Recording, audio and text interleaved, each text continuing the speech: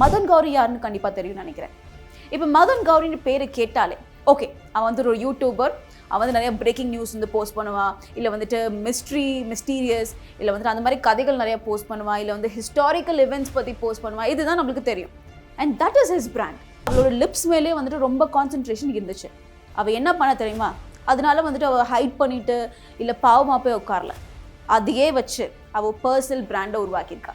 எப்படின்னு கேட்டிங்கன்னா, அவள் லிப்ஸ் மேலே வந்துட்டு எல்லாம் ஃபோக்கஸாக இருந்தாங்க. ஸோ அவள் வந்து லிப்ஸ்லேயே வந்துட்டு நல்லா ஒரு லிப்ஸ்டிக்கோ இல்லை வந்துட்டு லிப் க்ளாஸோ இந்த மாதிரிலாம் யூஸ் பண்ண ஆரம்பிச்சு அவளோட வெரி ஓன் கைலி ஜெனர் காஸ்மெட்டிக்ஸ் அப்படின்னு உருவாக்கிட்டான். சோஷியல் மீடியாவோட அழகு என்ன தெரியுங்களா?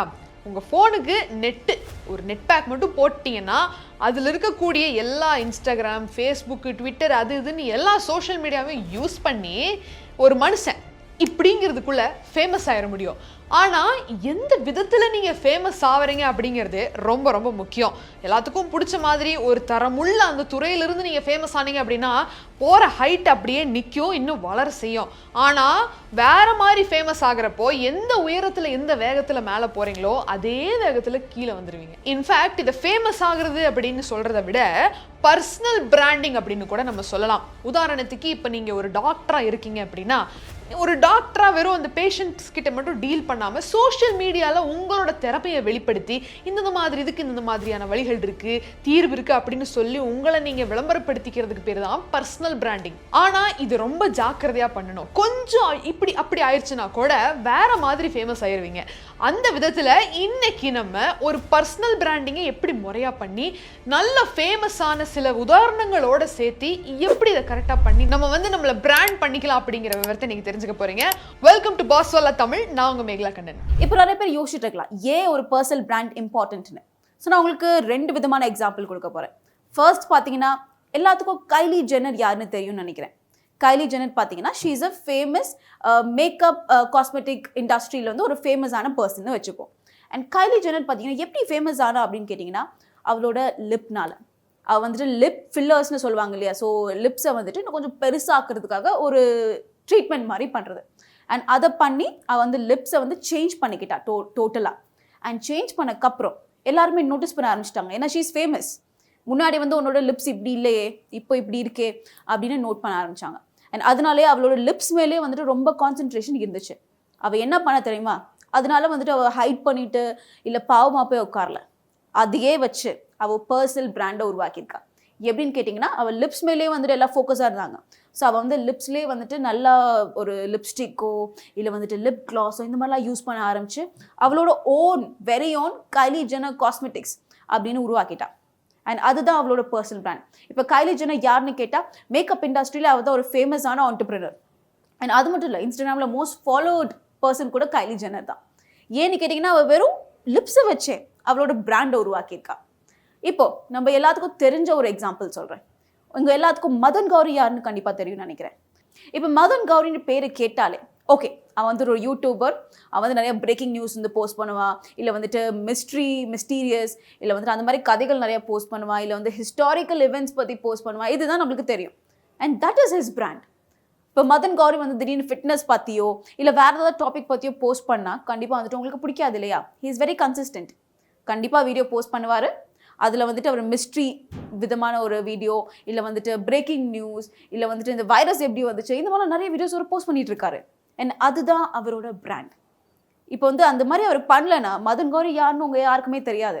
இல்லை கைலி ஜெனர் வந்துட்டு ஒரு காஸ்மெட்டிக் ப்ராடக்ட்னு உருவாக்கலன்னா கைலி ஜெனர் யாருன்னு யாருக்கும் தெரியாது. அப்படி இருக்கான்னு தெரிஞ்சாலும் அவள் எதுவுமே பண்ணல. She is just famous. அவள் ஏதாவது ஒரு ப்ராடக்ட்டுக்கு வந்து அவள் ஃபேமஸ் அப்படின்னா okay, then it's her personal brand. இல்லை அவள் யாருமே இல்லை சும்மா ஒரு பேர் அப்படின்னா கண்டிப்பாக it doesn't become a personal brand.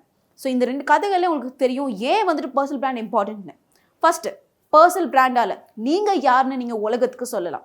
For example, Kylie Jenner பார்த்தீங்கன்னா she is a cosmetic entrepreneur இல்லையா. மதன் கௌரி யாருன்னு கேட்டிங்கன்னா ஹீ இஸ் அ யூடியூபர். அதுதான் அவங்களோட ஐடென்டிட்டி அண்ட் அதுதான் அவங்களோட பர்சனல் பிராண்ட். இந்த மாதிரி எப்படி நீங்கள் உருவாக்கலாம்? நீங்கள் வந்து யார் அப்படின்னு மக்களுக்கு நீங்கள் தெரியப்படுத்தணும். என்ன நீங்கள் கொண்டு வரீங்க அப்படின்னு மக்களுக்கு தெரியப்படுத்தணும். ஃபார் எக்ஸாம்பிள், நான் Natalia, I am a anchor, ஒரு financial anchor and that is my brand. இந்த மாதிரி நீங்கள் மக்களுக்கு வந்துட்டு தெரியப்படுத்தணும், அவேர்னஸ் கொடுக்கணும். அதுதான் ஃபஸ்ட்டு ஏன் இம்பார்ட்டன்ட் பர்சனல் பிராண்டிங். செகண்ட் பார்த்தீங்கன்னா, இப்போ நீங்கள் மக்களுக்கு தெரியப்படுத்திட்டீங்க, நான் இதுக்கு தான் ஃபேமஸ், நான் என்கிட்ட வந்தால் நான் உங்களுக்கு ஃபினான்ஷியல் கான்டென்ட் கொடுக்குறேன். இல்லை நீங்கள் கைலிக்கிட்ட போனீங்கன்னா உங்களுக்கு லிப்ஸ்டிக் தருவா, நீங்கள் மதன்கிட்ட போனீங்கன்னா நல்ல என்டர்டெய்னிங் கான்டென்ட் தருவார்.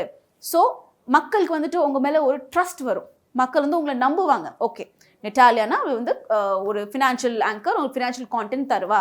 இல்லை மதன் கௌரி கிட்ட போனால் நீங்கள் பிரேக்கிங் நியூஸ் பற்றி கேட்கலாம். இந்த மாதிரி மக்கள் மனசில் வந்து நீங்கள் ஒரு ட்ரஸ்ட்டை உருவாக்குவீங்க. அண்ட் நீங்கள் பர்சனல் பிராண்டிங் பண்ணாதான் நீங்கள் வந்து மக்கள் மனசில் வந்துட்டு ஒரு ட்ரஸ்ட்டை உருவாக்க முடியும். மூணாவது விஷயம், ஏன் ஒரு பர்சனல் பிராண்ட் இம்பார்ட்டன்ட் கேட்டிங்கன்னா, நெட்வொர்க்.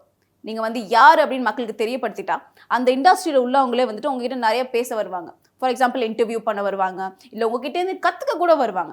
ஸோ நெட்வொர்க்கிங் பார்த்தீங்கன்னா இட் இஸ் அகெயின் இம்பார்ட்டன்ட். நீங்கள் நெட்வொர்க்கிங் பண்ணாதான் நீங்கள் ஒரு பிராண்ட், நீங்கள் யார், எதுக்காக இது பண்ணிட்டீங்க அப்படின்னு நீங்கள் தெரியப்படுத்தலாம்.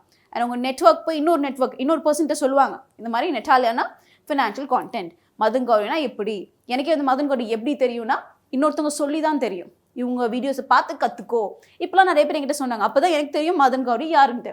So networking is a very powerful tool. So உங்கள் பர்சனல் பிராண்டை நீங்கள் உருவாக்கணும்னா, உங்களுக்கு வந்து எல்லாத்துக்கும் தெரிய வைக்கணும் அப்படின்னா நீங்கள் கண்டிப்பாக நெட்வொர்க்கிங் பண்ணணும். ஸோ மூணாவது ஸ்டெப் நெட்வொர்க்கிங் பண்ணியாச்சு. இப்போ எதுக்கு நெட்வொர்க் பண்ணுறோம்? நிறைய பேர்த்திட்ட பேசுறதுக்கு. நிறைய பேர்த்திட்ட பேசி என்ன பண்ண போகிறோம்? ஏன்னா they can be your clients. Suppose இப்போ நான் வந்துட்டு இத்தனை பேர்கிட்ட பேசுகிறேன்னா, you are all my audience.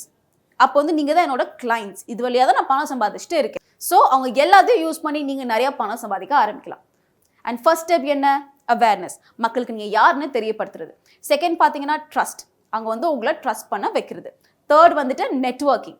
நீங்கள் எல்லாத்துக்கும் தெரியப்படுத்த போகிறீங்க, நீங்கள் ஒரு பிஸ்னஸ்னா அப்படி நீங்கள் யார்ட்டையா பேசினா தான் தெரியப்படுத்த வைக்க முடியும். And last but not the least, acquiring clients R audience. உங்கள் ப்ராடக்ட் அல்லது உங்கள் சர்வீஸை வாங்க வைக்கிறதுக்காக நீங்கள் கிளைண்ட்ஸை கொண்டு வர போகிறீங்க, இல்லை ஆடியன்ஸை இழுத்துட்டு வர போகிறீங்க. ஸோ இந்த 4 ஸ்டெப்பு நீங்கள் பண்ணாதான் உங்கள் பணம் சம்பாதிக்க முடியும். And this is why personal branding is really important. நீங்கள் யாருன்னு யாருக்குமே தெரியலன்னா கண்டிப்பாக உங்ககிட்ட வரமாட்டாங்க. நீங்கள் எதுக்காக இந்த ப்ராடக்ட்டை உருவாக்கிருக்கீங்க, எதுக்காக இந்த சர்வீஸ் உருவாக்கிங்க, எதுக்காக நான் இப்படி பேசிகிட்டு இருக்கேன், நான் பேசுறது கரெக்டாக, இதெல்லாம் வந்து சரியாக இல்லைன்னா கண்டிப்பாக யாருமே வந்து நான் பேசுறது கேட்க மாட்டாங்க, which means I am losing money. So personal branding ரொம்பவே இம்பார்ட்டன்ட். ஸோ இன்னைக்கு இந்த ஒரு வீடியோவில் பர்சனல் பிராண்டிங் எவ்வளோ முக்கியமானது, அதே மாதிரி இதை கரெக்டாக பண்ணி சக்ஸஸ்ஃபுல்லாக போனவர்களோட 2 அருமையான உதாரணத்தையும் நீங்கள் பார்த்துருப்பீங்க. ஆனால் இந்த பர்சனல் பிராண்டிங்கை ப்ராப்பராக தீவிரமாக நீங்கள் செய்யணும் அப்படின்னு விருப்பப்பட்டீங்க அப்படின்னா நம்ம பாஸ்வெல் அப்ளிகேஷனில் இருக்கக்கூடிய இந்த பர்சனல் பிராண்டிங் கோர்ஸை கண்டிப்பாக செக் பண்ணி பாருங்கள். டிஸ்கிரிப்ஷனில் லிங்க் இருக்குது. மீண்டும் ஒரு சுவாரஸ்யமான பகுதியில் நான் உங்களை வந்து சந்திக்கிறேன். Until then, it's Meghla Kannan signing off. நன்றி, வணக்கம். Bosswala. Be the boss.